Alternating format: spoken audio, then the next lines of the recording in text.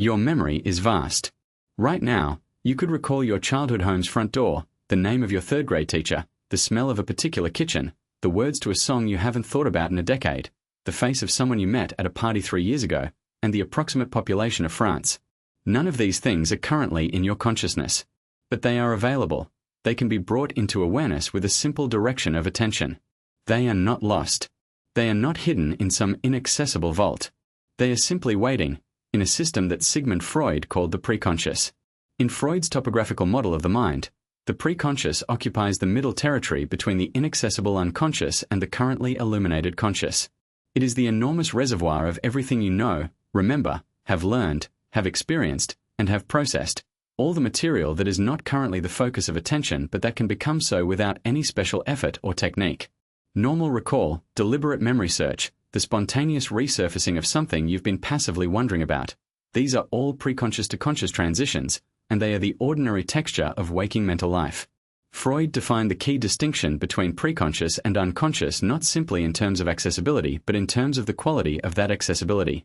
Preconscious material can become conscious through ordinary attention. There is no barrier, no sensor, no dynamic force preventing its emergence. The information is available in principle at all times. It simply isn't currently activated. Unconscious material, by contrast, cannot become conscious through normal attention, because it is actively prevented from doing so by the repression mechanism that keeps threatening material out of awareness. The preconscious is also the system through which the primary and secondary processes interact. Freud proposed that the unconscious operates according to what he called the primary process, a mode of functioning characterized by condensation, displacement, lack of logical contradiction, and orientation toward immediate discharge of tension.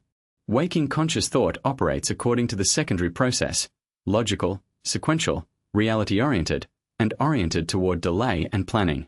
The preconscious, occupying the boundary between these two modes, is where much of the interesting mental action occurs, where fragments of unconscious material, having partially broken free of repression, mix with the more organized contents of explicit memory and available knowledge.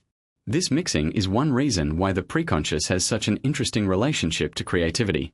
Creative insights often have the quality of coming from somewhere just outside awareness, a solution that suddenly appears after one has stopped consciously struggling with a problem, an image or phrase that arrives fully formed without deliberate construction, an unexpected connection between ideas that weren't consciously being compared. Many theorists of creativity, drawing on Freud's framework and subsequent cognitive science, have proposed that this is preconscious processing at work.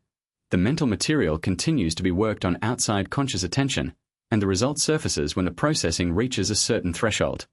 Modern cognitive psychology has substantially confirmed the importance of the middle ground between conscious and unconscious processing, though in different terminology. The concepts of implicit memory, priming, and non-declarative knowledge all describe mental content that influences behavior and thought without requiring conscious access, content that operates in something like Freud's preconscious territory.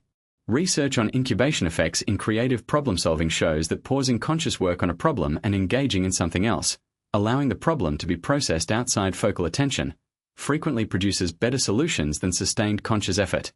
This incubation effect is, in Freudian terms, preconscious processing becoming productive. The preconscious, for all its relative absence from popular accounts of Freud, is perhaps the most immediately relevant of his three systems to everyday psychological life. Most of what shapes our moment-to-moment experience, the associations that rise automatically, the memories that surface unexpectedly, the skills that operate without conscious monitoring, the vast background of available knowledge that frames every conscious thought, is preconscious material. We are always more than what we are currently thinking. The preconscious is where the rest of us lives. Subscribe to Psychology. Theories explained for more psychology breakdowns every week.